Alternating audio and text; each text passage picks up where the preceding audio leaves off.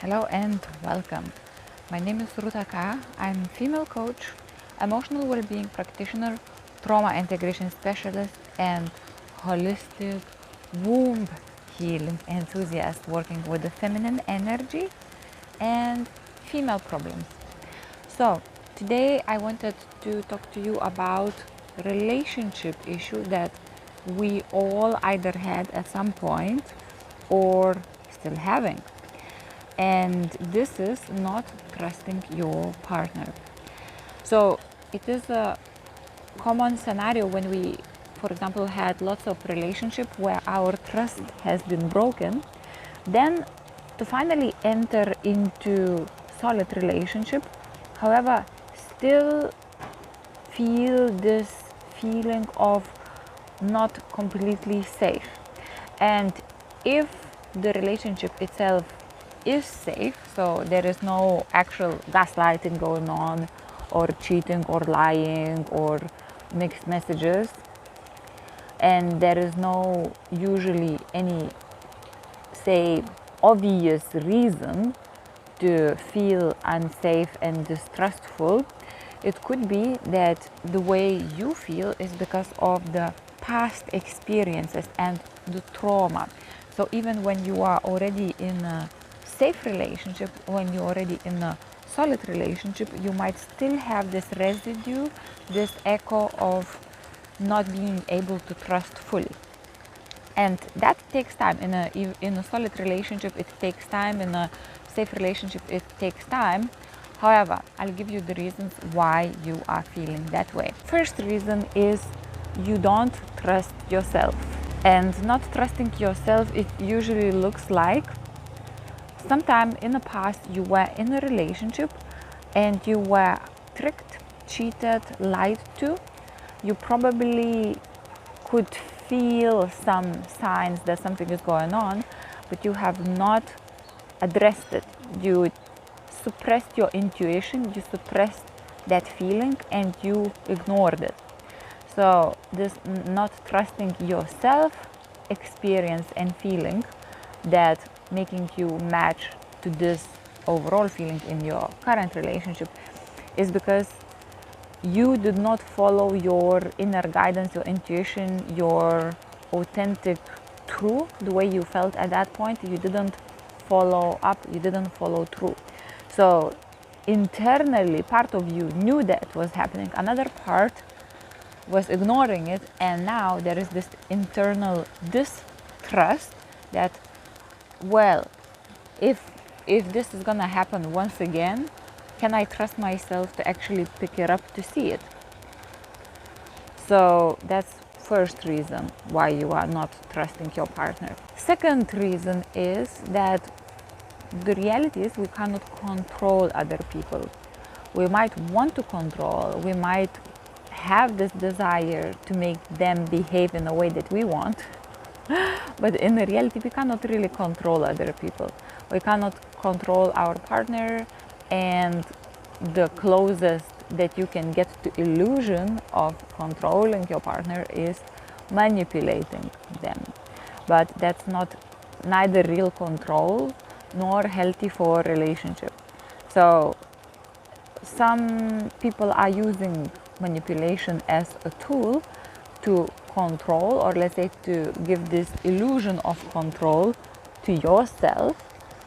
However, the scary thing is you're not really in control and you're just having this illusion of control. The safer option is to accept that you have no control. And I'll give you the remedies for that in the end. The other reason is that like attracts like. So if you have this vibration of not trusting, you will manifest situations where this lack of trust will be triggered. So if this vibration is active in you, you will be attracting this into your reality. And as long as you have it active, you will have the circumstances, even there might be no real, or let's say there is no objective reason to feel distrustful, but you will have this trigger activated in you. And this can happen either in a suppressed form or in an expressed form. Also, if you are having doubts about your relationship or your partnership, you are likely to attract these triggers to confirm that to you. Okay, so what to do? Do we ignore it? Do we just go ahead, or we do something about it? So first thing is to develop self-trust. So self-trust looks like this. It doesn't matter if you are going to lose relationships or not, you will prioritize trust with yourself. Meaning that even if you don't have real reason to ask your partner or something, but you just feel suspicious about something and you have a lack of trust about something, you go and do it. You find out, you go to the bottom of the doubt, you go to the rabbit hole, you dig out, you communicate, you ask.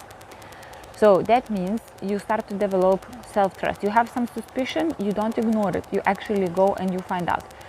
Your partner, if he is a solid partner, he'll be able to handle that, and you will have increased sense of security and trust as the relationship progresses.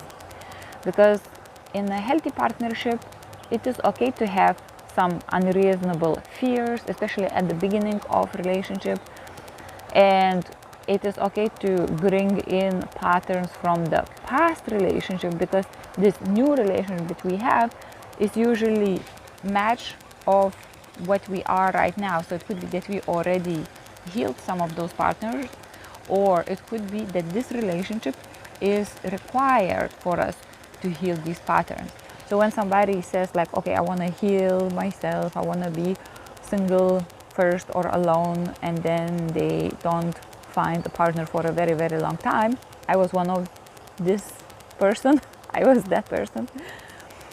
It's actually bullshit, basically. Bullshit in a way that you will never be fully healed, and you don't need to be fully healed to be able to be in a healthy and happy relationship. So it is sometimes to heal past relationship trauma, you cannot be single, you have to be in relationship. And especially when it comes to trust, this relationship that will heal you, it will heal this sense of distrust. And it won't do it automatically without you doing anything. Most of the time you will need to actually address your fears and ask the questions and receive and achieve this sense of safety and trust. Second point, about controlling other people. Most healthy thing is to decide that at the end of the day, we all have free will, and as much as we want to control other people, have them behaving in a way that would make us as safe as possible and as happy as possible, this is not always the case. We all have free will. We, like who are on this side of relationship, and the partner who is on the other side of the relationship, is kind of like a continuum. We also have a free will. We will also not only gonna build everything around the person's needs, we will also look after our needs. So in some situations might happen that we have some conflicting needs, and it might be that we might not behave in a way that would absolutely make our partner happy every single time, because there will be some conflicts, there will be some differences. It's almost impossible, unless you're in a codependent relationship and you're the one who is only pleasing, to always have absolutely smooth ride without anything. There will be some issues, there will be some, okay, well, he didn't do what I wanted, or that didn't really make me feel safe. But the point is to have amends, to have repairs. So as long as you are able to have repairs in conflict situations, or in the situations that made you feel unsafe, or your trust issues were triggered, you will experience healing, you will experience repair, you will experience increased level of trust rather than decreased. So best thing to do about control is actually accept, even if it might be hard to do, that you cannot control other people, but you can control yourself and you can control your behavior. You can control your responses, or at least you can amend consequences of your responses if you've done something without thinking. So you can absolutely be sure that you are in control yourself. That's the only type of control you will ever have. And the more you have control of yourself and the way you respond and the way you deal with issues, the less you will need other people be controlled by you. So it will automatically, that need to control will drop. And the final point is about having this pattern and attracting this pattern. So the more trustworthy you become, the more trustworthiness you will attract. You can even do this like an exercise, build this muscle of trustworthiness and build this vibration of trust. And do that by keeping your promises, by following up on things that you said you will follow, by meeting your obligations or the things that you decided to do. And also, if you said that you're going to show up, you show up. If you said you're going to do something, you do something. And like that, you will strengthen this vibration of trustworthiness in yourself, and you will be attracting more of that in your experience. Now, having said all of that, behind all the issues, every single issue, and this trust issue as well, there is trauma. There are traumatic circumstances that activated this vibration in you in the first place. And one of the best way to address this, in combination to the things that I just talked about, is to integrate your trauma, the wounding, the original wounding. So for example, you were a child and your daddy told you that he'll take you to a park and he didn't show up, or he worked, and then you are waiting and waiting, and then that happened a few times, or one time, or something else has happened, and that has been recorded in your memory as the original wound, as a trauma.